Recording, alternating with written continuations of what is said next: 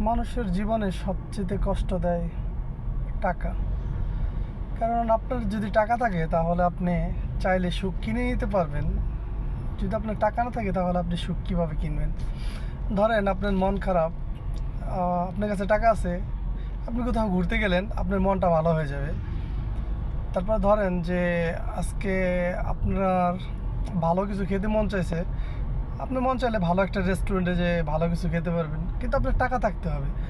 তো জীবনে যে যত যাই বলুক, আমাদের জীবনে, পুরুষদের জীবনে টাকাই সব কিছু। এই জীবনে টাকার মূল্য অনেক বেশি।